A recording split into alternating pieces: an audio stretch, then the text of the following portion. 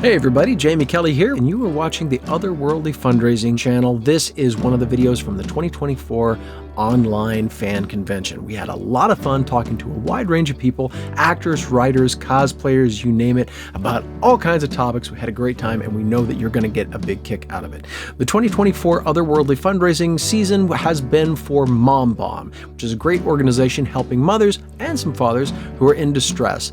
It's a great charity, and we were more than happy to help them out. So if you would like to give, check out the information down below. And thank you all so very much. And now, on with the show. Yes, awesome. I'm going to put you on screen. Welcome, and I will hand this over to Doug. Oh, well, thank you so much. Miss Mills, thank you for joining us. My pleasure.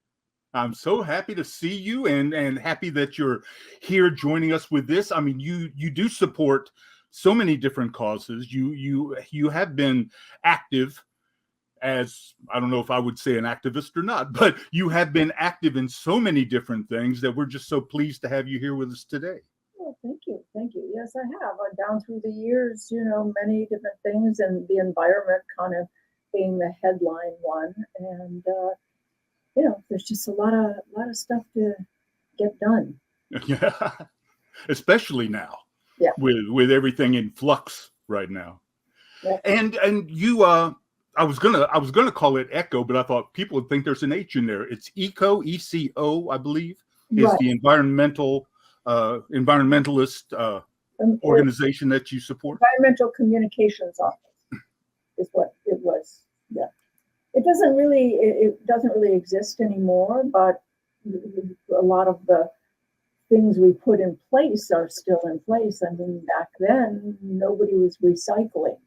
We got Right. studios to recycle. We got the studios to be much more environmentally aware, stuff like that. So that's what ECHO was. I've done a little bit of research. Mhm. I was aware of you forever. I mean, we're in the same age bracket. So finding out that you actually began in New York, I'm sure, with Secret Storm, but you were also doing Broadway at the same time. You were doing a Woody Allen play, the Don't Drink the Water. Yeah, right. Yes. But you were doing, to me, there are three of the toughest forms of show business: is stage work, soap operas or daytime dramas, and stand-up comedy. And you nailed two of the three coming out the gate. Yes, stand-up comedy. I don't think I would try, but soaps are hard. They're hard, way harder now than they used to be. Back when I did Love Is Many Splendid Thing and Secret Storm, we got to come in and rehearse the day before. We'd go to a rehearsal room with the director, the other actors. We'd block it. We'd work on the scenes. And the next day when we came in, it was basically a camera rehearsal. And so you had some time, not a lot, but some time. These days, not so much. I did General Hospital for a while, and I love the people at General Hospital, but it is hard. They do 2 and 3 shows a day. So there's no time to rehearse. There's no time to if you can find your scene partner and run lines, you're lucky. It's very tough. I give those actors all the credit in the world for the major performances that they turn in with so little preparation. Well, and you surprised me saying that it's tougher now than it was then, because you were live back then, weren't you? Weren't you broadcasting live? Yeah, I think at the beginning, I think some of the Secret Storms that I did were live. But then it started going on tape. But being live, I mean, if you didn't think about it too much, it was just the same as you're not going to stop anyway. So it was just the same as if you were, taping it. Right. Well, I mean, doing Broadway, you learn your role, you learn your lines, you learn your blocking. You do the same show, 5 to 8 times a week. But with the soaps, you were doing a different play every day. And it was, you had, I mean, even with that one day of rehearsal, that's very little planning when you're getting your script or your sides the day before. I used to learn, I could learn like 40 pages a night. I mean, it just, wow. Because when you're in it, you're usually in it pretty heavy. And so you got a lot of lines to learn. So I got to where I, almost could look at it and know it. It wasn't. How nice. Never struggled to learn it. Wow. But yeah, it was tough. But the thing with stage is, even though it's the same thing over and over again, it's different every night. Oh, yeah. The audience is different. The vibes are different. Everything is different. Were you doing them concurrently? I think I was. The thing about Don't Drink the Water is, in the show, I played the Sultan's wife. Ooh. Yes. And I had the lines. And I had a burqa thing across my face, so you never really saw me. What I was basically doing, I was understudying the ingenue in it. So I never got to go on, however. She was very healthy, and I never got to do the role. But that, I had to rehearse it, and I had to be ready at any time. When you did Broadway, the Woody Allen Don't Drink the Water, were you aware then what he brought to the table? Were you aware at the time where Woody Allen was going to go in his career and realize the importance of what he wrote? He was kind of in the middle of it then. He was, becoming popular, becoming so well known. And he was you didn't see much of him. We took it out of town. I was out of town. We were out of town with that show for a month or two before we brought it into Broadway. And you didn't see much of him. You would see him like rush into the theater. There'd be some, huzzah, and, they're changing this and they're doing that. And they hand them the new pages. And that. So I never got to see him much. I knew that he was a very important writer and everything. Yes, but I never got to really know the guy, know who he was. Right. When did you make the move from New York to California? When did you come to Hollywood? I came to Hollywood in 1970, and I came to Hollywood after having done Play Misty for me with Clint Eastwood. One of my favorite movies. Yeah. I think probably my favorite Clint Eastwood movie. Yeah. I think it's, it still stands up. And, it was his first directorial effort. Mm-hmm. It was the first thing that he directed. And the story of how I got that was kind of odd. I was doing Love Is Many Splendid thing. And when they asked us to re-sign our contracts, I made sure that I got in my contract nighttime guest shots because I knew I wanted to go out to California. I thought that was a way to sort of an entree. And I did one with Burt Reynolds called Dan August, and which was great. He was great to work with. And I came back from that, and like a week later, I got a call from my agent saying, "You got this movie with Clint Eastwood." How did I do that? I never met him. I never auditioned. I never anything. Wow. I said, well, I was friends with Bert, and he ran into him in a bar one night and said, I'm looking for a girl for this new movie I'm doing. I can't find anybody I like. Bert said, I just went with this girl from New York. Maybe you'd like her. Showed him the dailies. He hired me right from that. Wow. So I heard, no, go ahead, please. I came out to California. I came on a Saturday, did wardrobe here at Universal. And everything, went up to Carmel the next day, met Clint in the bar before we started shooting. And that's how I came to California. Whirlwind. Yeah. Sounds like a whirlwind. Yeah, it was. I heard Tom Hanks explain, somebody had asked about Clint Eastwood's directing style, how he would, just quietly tell people what to do, which was opposed to what directors were doing at the time. And Tom Hanks explained that during Clint's time on Rawhide, that was when directors were still using the bullhorns or megaphones. Yeah. And every time that they would say, action over the bullhorn, it would freak the horses, freak the cattle, and they had to stop and calm everything down. And Clint said that I stuck with that. If that does that to animals, what's it doing to people? So he came about with this quieter way of things. Did that at the time, or had you done enough film work or television work to see that difference? I just knew that he was very laid back. He wasn't like in your face about anything that he wanted. I think he basically hired the actors that he thought could do the roles and then let them do it. He wasn't trying to impose anything on actors. And it was a very nice set. They said, "You're going to Carmel? Oh my God." The first movie that you're going to do, and you're going to do it in Carmel. How lucky can you get? Yeah, it was wonderful. But he was terrific, and he brought that movie in under budget and under time. Wow.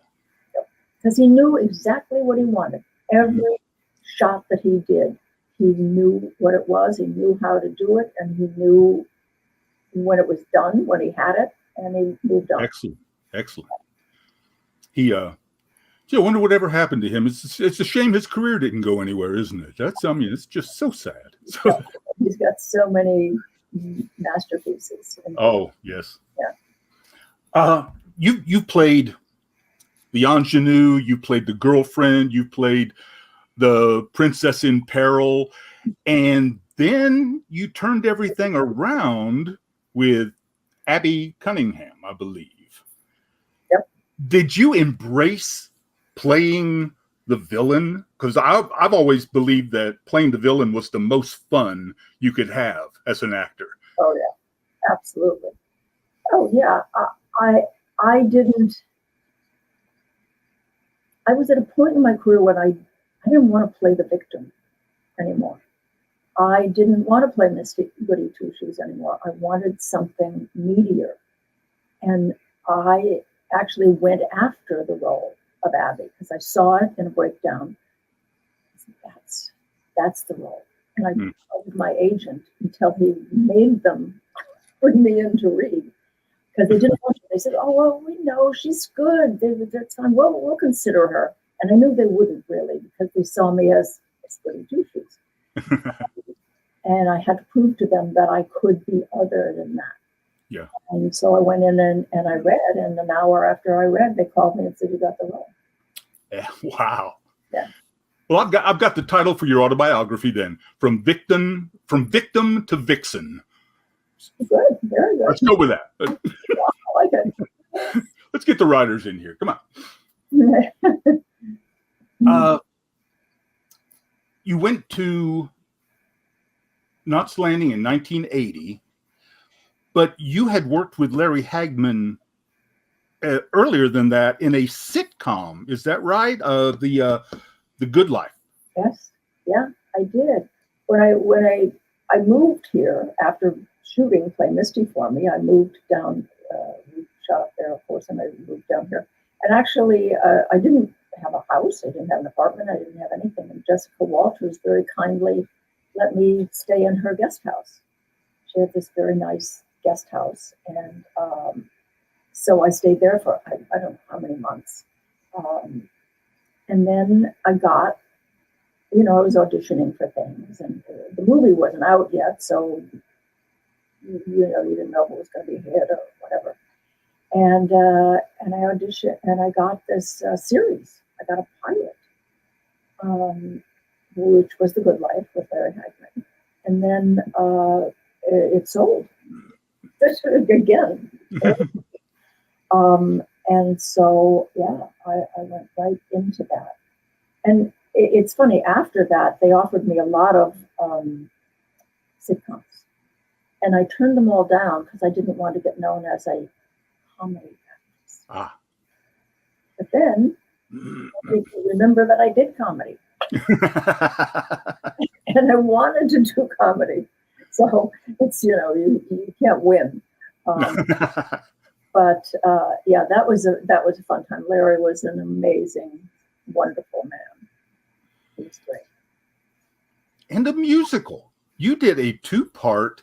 First of all, let me stop and say, anybody watching, please send your questions in. We will read them aloud because some people are listening in the car. Some people can't watch. So as the questions come in, we will read them aloud.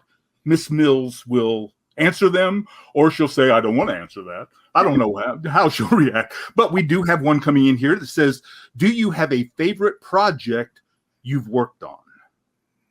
Well, I guess I would have to say that Knots Landing is my favorite. I mean, playing that character for 9 years, it's every actor's dream. And won several awards. Yeah. And it was a wonderful time. It was a wonderful time in television. It was a wonderful time for actors. A lot harder now, I think, than it was then. But yeah, that's my favorite role. There's a lot of different roles that I played that I've loved doing, but overall, in the big picture, Abby is my favorite. You've been working in television recently. Mm-hmm.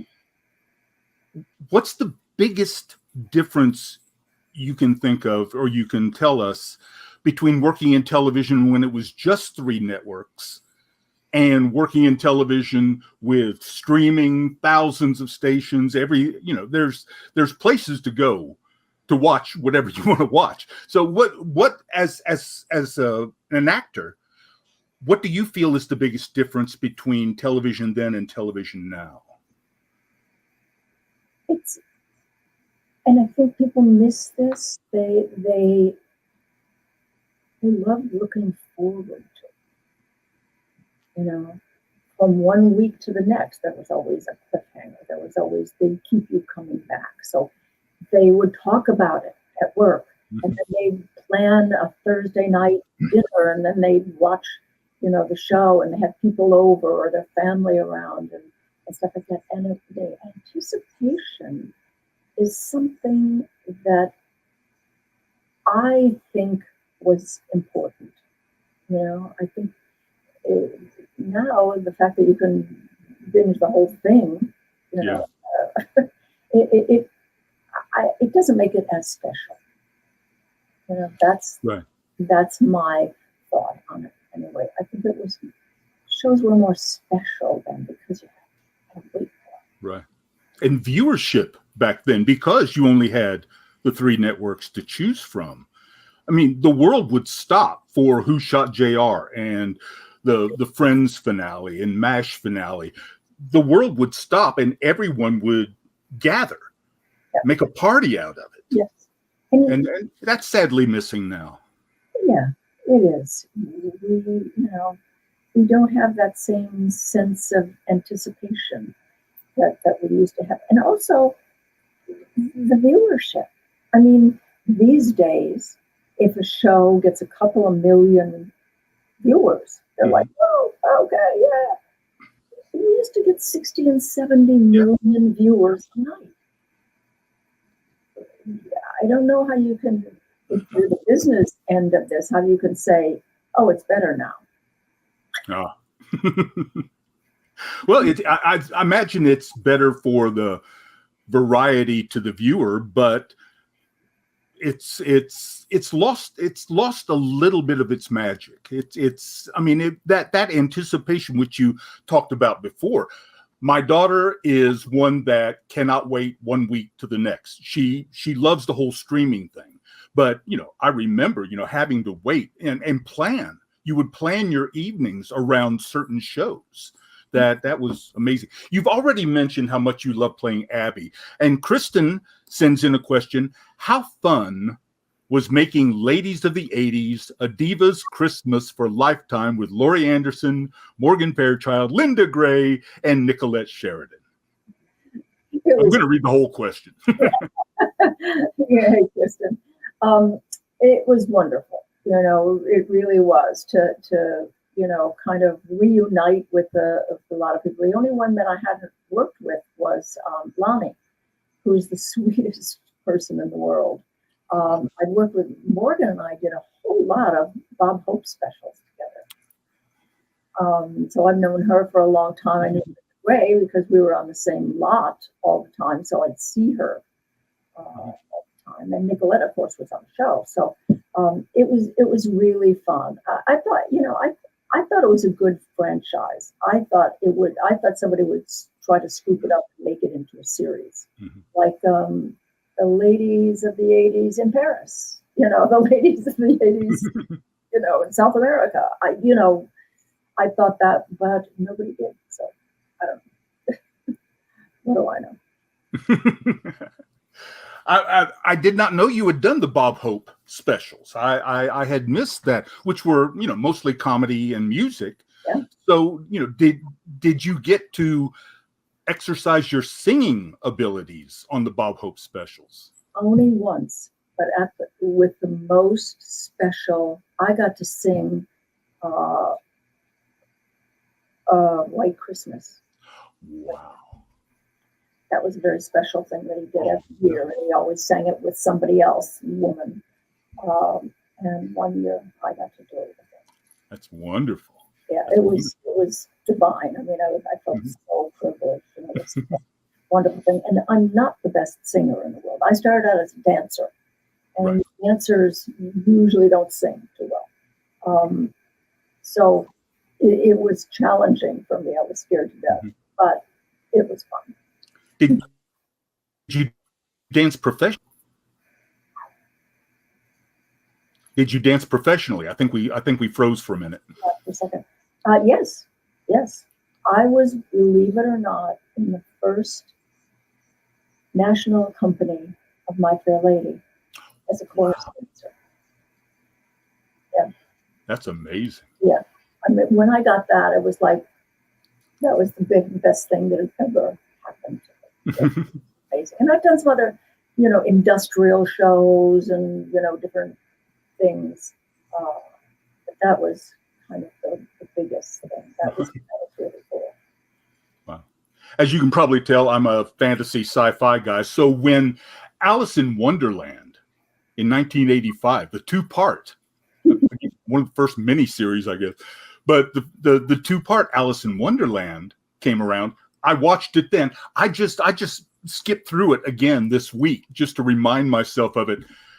That was a who's who of Hollywood in those two shows. Yeah. You had Red Button, Sammy Davis Jr., Ernest Borgnine. I mean, and I thought, a musical, Ernest Borgnine? I didn't know Ernest Borgnine could sing, but let's give him a shot. Yes, I know. And you were part of the, I guess, Flower Bed Trio or something. You were the Rose. I was Rose. But you didn't get a chance to sing in this musical. Were you hoping to? No, I think it was better that I didn't. It was too much fun slapping Sally Struthers around. Is that it? Yeah. No, that's funny that you went back to. I should go back and look at it. I haven't seen it in years. Oh, all the people that are in it. I mean, Imogene Coca, Anthony Newley, just a plethora. There's a big word. Yeah. That'll get you 3 extra points on the SAT. A plethora of Hollywood just showed up. Television and movies both. It was amazing to me. But I could see how nobody got very much screen time because you had 50 actors. So many, yeah. And they weren't the main star. Alice was. So, their story's going to get glossed over a little bit. Where did you see it? Where is it available? I find it's on YouTube. Is it? Yeah, both parts. I guess everything's on YouTube.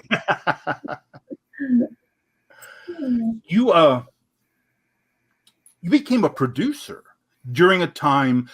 Now, modern female actors know that if they really want to play a specific type of part, they need to come up with the product themselves. They need to find the writers, find the producers. Yeah. You started producing long before all of that started happening. How did that come about? How did you start producing some of the movies and TV shows you did?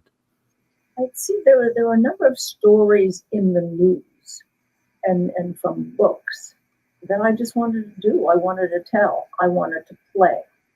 And so I just started working with writers, getting scripts written. At that time, I had deals. I had a deal with ABC. I had a deal with CBS for 2 or 3 movies. I don't know, guaranteed to me that I could produce and star in. And so I had this kind of power.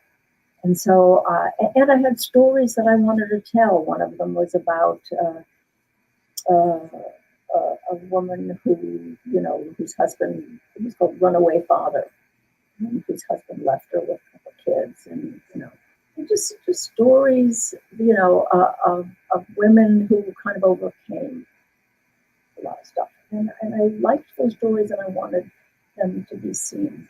So that's basically why I did it.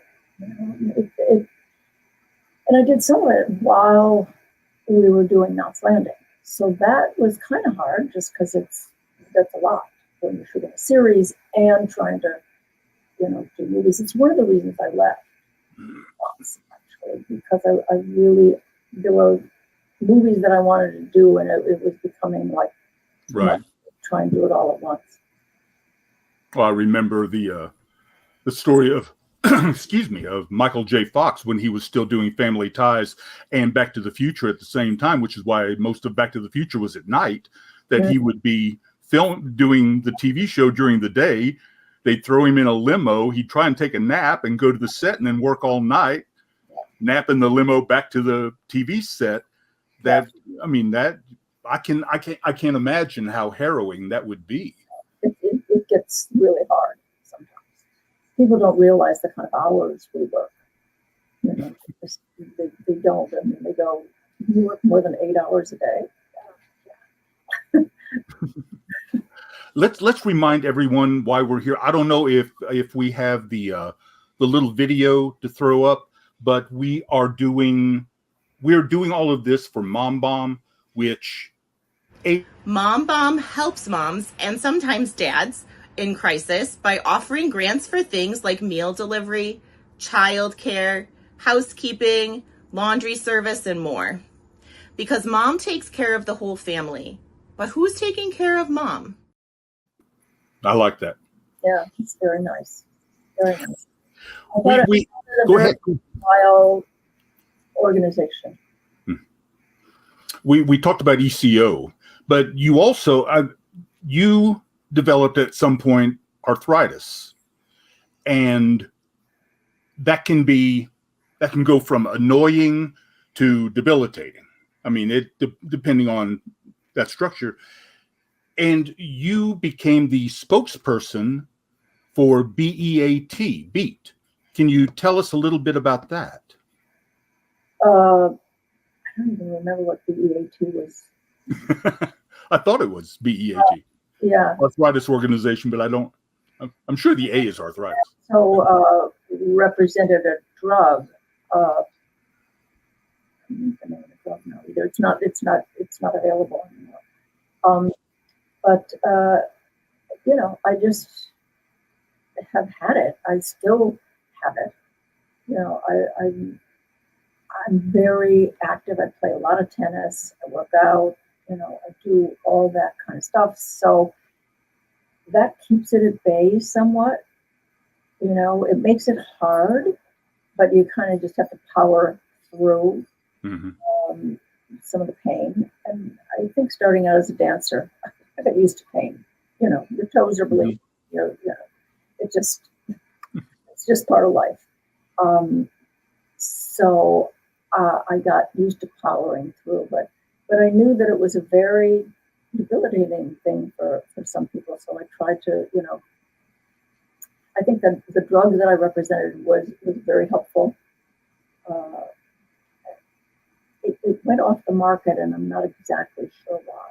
Yeah. Who can figure out big pharma anyway, right? Exactly. You returned to daytime drama with General Hospital in 2014, I think. Yeah. The mid 20 somethings. So, and you got an Emmy for that. Yeah. What? I'm sorry. What brought you back? Did you miss the atmosphere of doing a daytime drama? Is that what drove you to come back at that point? No. No. No. That was kind of right after I took off almost 20 years to raise my daughter. And then when she went off to college, I got, that kind of, oh, okay, what am I going to do now? Because I loved being a mom and I loved doing everything for her. And, being a mom. Yeah. But then when she was gone, I decided, and I thought about it a long time, and I went through a lot of different things. I really thought about becoming an interior designer because I've always liked that. I've always done it. But, and to go to school and to do it freely. Right. But then I decided, the thing I like to do the most is act. So I'm going to try and get back in the business. Well, when you've been gone for 20 years, it's easy. People go, oh. So I really had to look at it, and that was one of the ways. That was something that was offered to me. So I thought, well, that's a kind of way back. And so I did that. I did it for about a year. And like I said, they're really lovely people there. Oh, yeah. I had a good time, although it wasn't the most rewarding acting experience, just because you just don't have enough time. Not for me, anyway. I need more time. So, I wanted to, do nighttime television. Thinking back to your dancing, something I've noticed is people who began their careers as dancers maintain this really high level of fitness and body awareness throughout their lives. You are obviously in incredible condition. I look at Julie Newmar, who's in her 90s and still has a dancer's body. And you look at a lot of the male dancers who are still just lean and moving. Dick Van Dyke, who's closing in on 100, I think. But, I mean, he's still up there on stage hoofing it. I mean, that's amazing to me. That's part of your lifestyle, isn't it? Yeah. The wonderful thing about having been a dancer is there's a discipline that you just make part of your life when you start out that way, when you're a dancer, when you're young. That I think serves you all through your life and serves you well no matter what you end up doing. Because discipline is something that keeps you on track, keeps you going, and certainly it keeps your body, in shape. And you have to keep at it. You have to keep doing it. You can't rely on what it was before or what you were before. You have to just keep doing it. I work out almost every day. Not every day, because the other days I play tennis. Which is not a workout at all, is it? I think tennis and swimming are the two actual sports that exercise nearly every muscle in your body. Yeah. It's a very good sport. And so I really though think that the discipline that you learn as a dancer is the thing that keeps you going. We have a question, and I'm going to preface it with one of my pet peeves. I'm watch current movies. I watch current TV. I listen to current music. I know who those celebrities are, but my concept of a celebrity and television's concept now of a celebrity, they don't jive at all. I keep going back to Battle of the Network Stars. Those were celebrities. And Kristen asks, do you have a favorite Battle of the Network Stars moments from the original or the reboot? And I want to thank you, Kristen, because I'm about out of questions. Please keep keep sending me more. But do you have a favorite? Do you have a favorite memory or a favorite moment? There are so many. It was such a fun thing to do. I do remember running in the race, and strangely enough, I could be in dance class for like 3 hours and keep going the whole time. Don't ask me to run. I'm like out of breath in a half a block. So I remember on the track of the race, the running thing, and I was like halfway through, and I went, "Oh my God, I couldn't make it to the end." I did, thank God. But yeah, and also I think along with Tom Selleck as the male won the first prize. I have it still. I just had it resilvered. Wow. The first, it's big. Silver. Wow. Place. Proudly displayed. Which that's iconic thing now. Battle of the Network Stars, and it was fun when we redid it. They did it. And that's the impression I, as a viewer, got, that you guys were having a ball. You were getting to play and getting probably meet people that you would not normally get a chance to meet or interact with. Yeah, because all the shows were there, all the different people from all the shows. I mean, you see a lot of them at different events, and those it's still that way to some extent, but it's not all the same people all the time. There are, fundraisers and network parties, and network galas, and all kinds of different things that you see all the fellow actors from different shows. You see those kind of things because you don't see them on set usually. They're at different studios.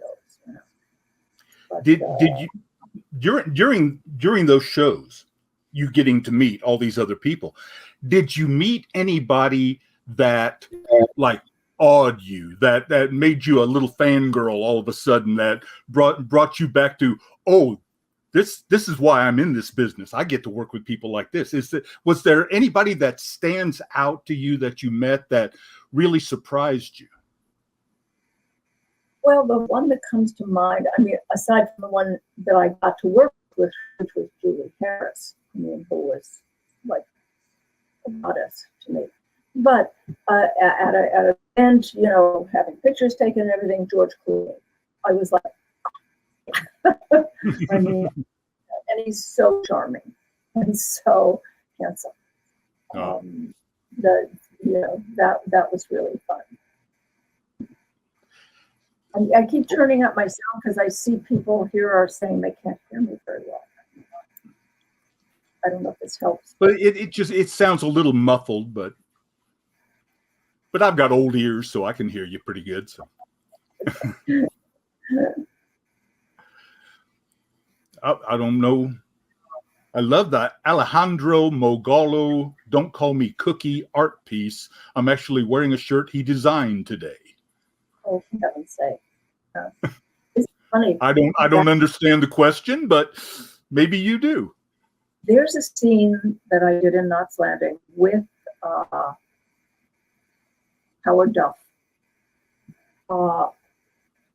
He's talking to me like, you're a woman, you should be in the kitchen, you shouldn't be a businesswoman, blah, blah. And I just put him down, something fierce. And during the scene, he calls me Cookie. So at the end of the scene, I say to him, you think women should be in the kitchen and not be in business and everything, but you've never worked with me before. And that, don't call me. I love it. I think like should use that scene. You know, women have these rights, you know. Anyway, there was kind of early on women's lib kind of. And then the art piece, there's an artist who made a cup and put it on the cup, and that's really nice. I think I went to like some of the very first Star Trek conventions. Conventions started with Star Trek in the 70s.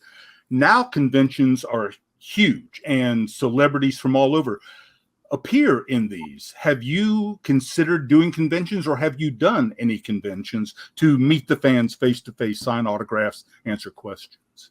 Yeah, I've done a number of the autographs ones. I guess my friend John Glover, who was on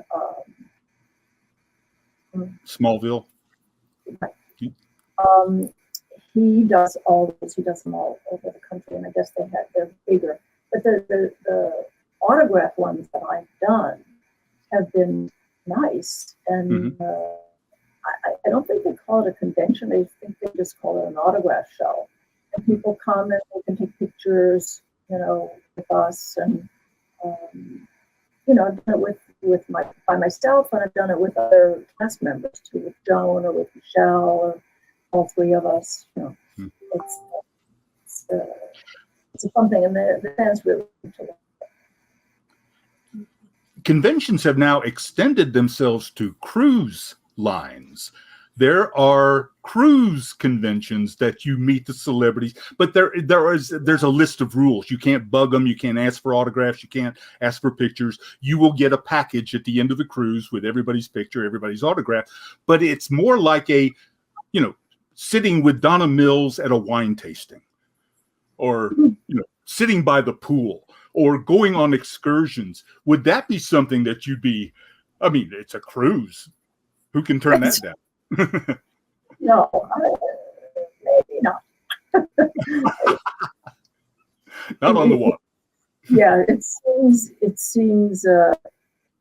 it might not be a lot of fun.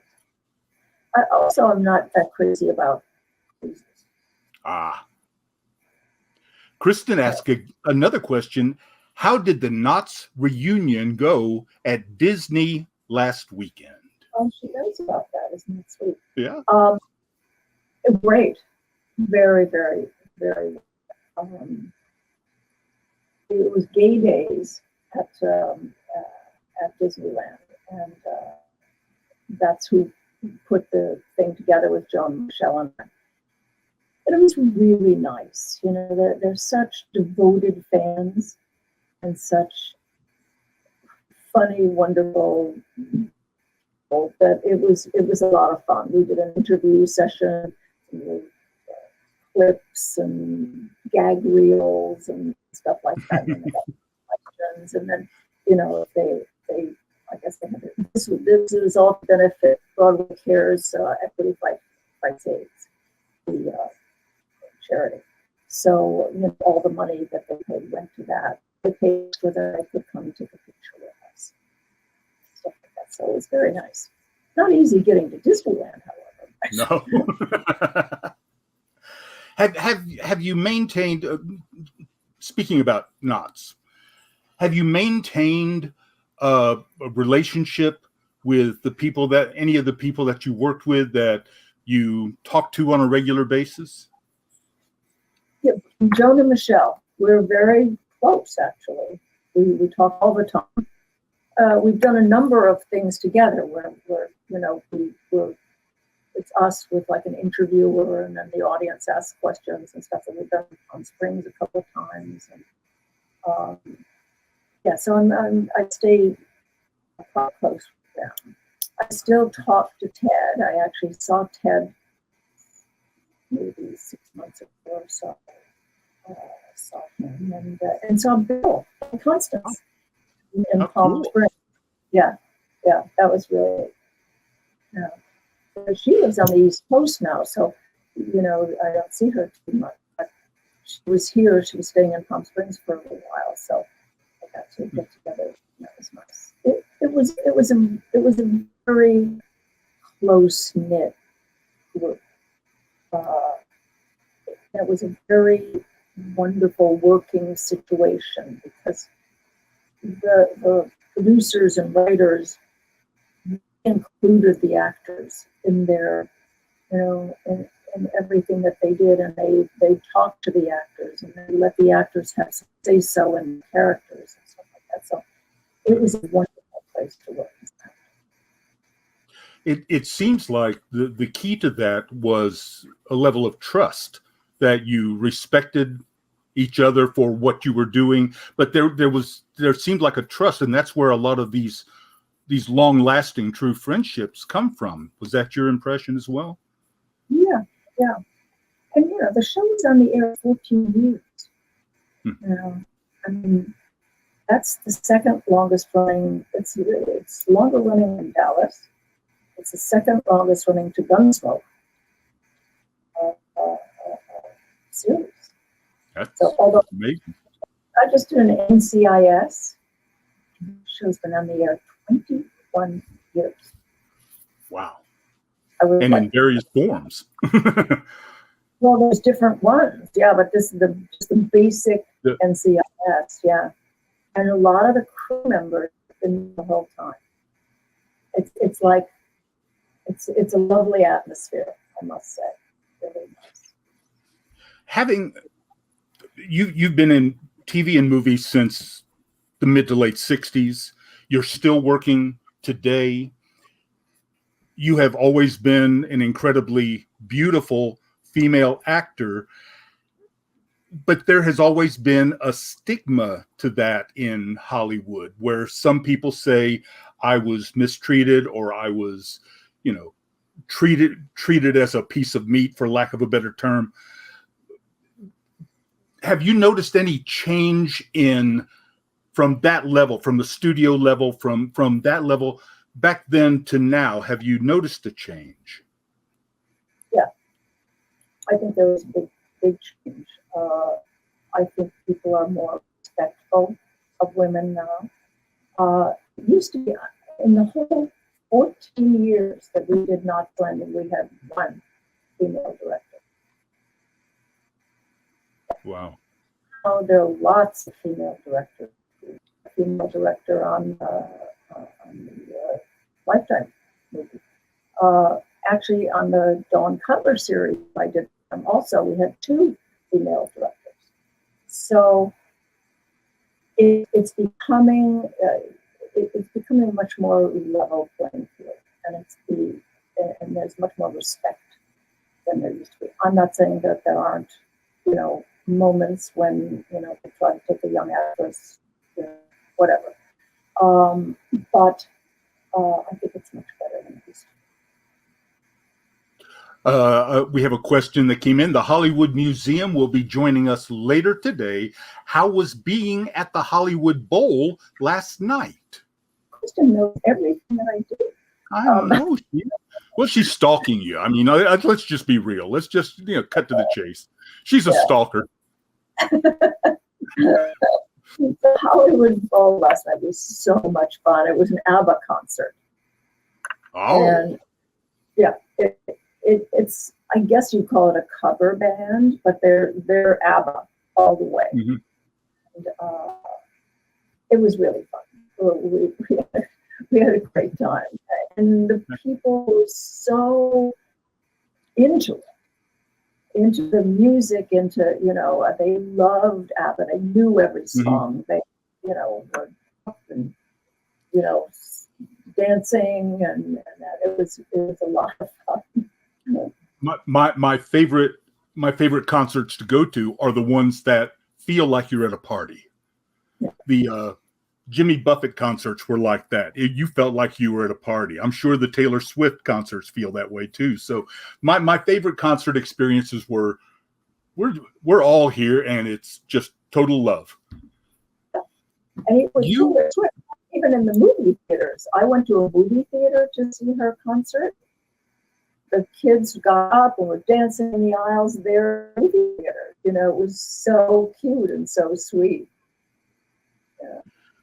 Well, you've gone from dancer to actor, singer, producer. We haven't talked about directing. Have you ever felt like you wanted to direct, or have you directed and I just didn't know about it? No, I haven't. You know, I've produced a number of movies. I've never really wanted to direct, only because I don't think I have enough technical information about cameras, about, you know, stuff like that. I think to be a director, you need to have more of that kind of mindset, or more of that kind of knowledge, and I just don't. And you know, I know lighting. it's about all. But no, I've never really wanted to. That's me either.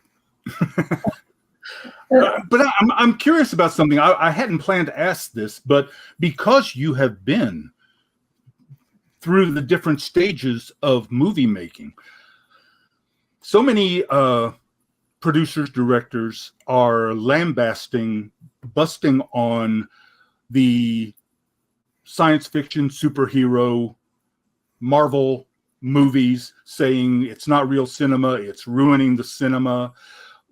Do you feel that, to me, we went through a stage of everything was Westerns. Then we went through a stage where everything was coming of age. And we went through a stage where everything was science fiction. Now we're going through a superhero stage. What are your feelings about the state of cinema at this time? You know, I think it's all part of it. You know, superheroes, science fiction, you know, all of it. It's just another arm of the industry, and I don't think it's ruining things for lots of movies that are just movies about people or situations or whatever. You know, I think there's room for all of it, and many people really love those kind of movies. So, you know, they're not going to go away, that's for sure. No. So if Marvel Disney calls Donna Mills and says, we have an idea for a role in the next superhero movie, I'm available. Marvel, DC, on the phone right now. Come on. Help sound. I would love that. It'd be fun. That's what I hear. That's what everybody seems to keep saying, which is why Robert Downey Jr. is coming back after leaving. He's coming back as a different character. The only downside that I've heard was the difficulty in never seeing the sun for a couple of months and doing everything inside of a warehouse in green screen, and not knowing, you know, what it's going to look like until it's done, that you're just always indoors. I would imagine, knowing that how much you love your health, love the outside, love tennis, that would probably be the only downside for you. Yeah. And it's going to be hard to you know, have to be so technical about everything, you know, green screen stuff and all that. But you know, I don't know. It would be interesting. Something that I've never done. I think it would be fun to do. You know, I might not want to do it all the time, but it would be fun to do one of those. You know, just to have the experience. We're coming down to like the last 6 minutes, and I'm going to take a cue from other people who do this on this site and ask you, first of all, what advice would you give to young people wanting to come into this profession as actors? You know what I tell young people who want to be actors: if you love acting, if you done it, if felt it, like at high school, they did plays and stuff like that, and you felt that feeling of portraying an emotion, or that, and you really love that, pursue it. Don't pursue it if what you want to be is a star. Has your daughter shown any interest in following into the business? No, which I'm really glad of, because although she's in the Divas movie with my mother, but she did, she's never really, she modeled for a long time. She's very beautiful, very tall, and she did that, and she liked that. But she doesn't have the acting bug. She doesn't have that thing that makes her want to. And I'm glad. I think it's a difficult time for actors, and the whole thing with AI and everything now, and what's going to happen? How is it going to be? It's scary. So I'm grateful that she's chosen another path. Well, when we were doing this last year, it was during the writer's strike, and we weren't allowed to even mention the name of your show or the name of your character. We had to say, we had to dance around all that. But one of the biggest surprises that came to me was Mr. Cranston, who is a well-known actor, standing up and saying, "We're eating ramen. We're turning off the AC. We're using fans." That people. I was raised thinking every actor had a mansion, a limousine, huge gardens. I mean, that's all we saw of movie stars and TV stars on television and in the newsreels and stuff like that. And to find out that they're living month to month, a lot of them, the same as the rest of us. Yeah. No, I mean, it's hard. It's hard to be an actor. Well, you have to have your ego has to be so plated. Because I've heard that it's the most disappointing profession from time to time that you can get into, and sometimes people are not kind. And I've always said, people audition, how you do it on tape. But I always said, if you got 1 out of 20 auditions, you were doing really well. Wow. So that's 90 rejections. Things that you wanted to do, roles that you wanted to play that you didn't. So, yeah, it's a tough business. It really is. You've got to really know yourself and not let those rejections flame you. In these last 2 minutes, first of all, do you have any upcoming projects that you want to tell us about that we can look forward to? Well, the NCIS that I did is going to be on, I believe it's October 28th. That's where they have it scheduled now anyway, so that was fun. And I'm about to do Ryan Murphy's new show, Dr. Odyssey. Wow. So I don't know when that'll be on. It'll probably be like the beginning of next year, something like that. But that's, it looks like it's going to be a fun show. I don't know too much about it yet, so this just happened. So, really nice. And he's such an amazing entrepreneur, Ryan Murphy. So, yeah, I think it's going to be really fun. Oh, Kristen says Dr. Odyssey looks like ER meets Love Boat. It does. It's about a medical team on a cruise ship. And so, and believe it or not, I don't know what my role is yet. I think they're still writing it, so I'm waiting to find out. But I've seen promos for the show, and it looks like it's going to be really interesting. Well, we are down to the last 30 seconds, so I want to thank you again for coming on and being just so charming and so wonderful and so full of answers. And to remind people that Vincent Rodriguez III is coming up after this. We tried to get the first and second. They were busy, but we got the third. So he's coming in. We've got that coming up. And please continue to contribute to MomBomb. Miss Mills, thank you so much. I say that too. I hope that people are contributing because it's very worthwhile. Thank you so much. I'm going to turn it back to the studio. Okay, thank you. Thank you.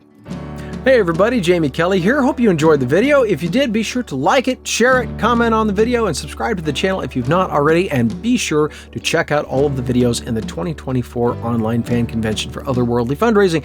And be sure to check out MomBombs and support them. If you can, check out the links in the description for all the relevant information. Thank you so much. And again, this is Jamie Kelly with EAP Society and Jack Life YouTube channels. And we hope to see you back here at Otherworldly Fundraising real soon. Take care, everybody. Bye.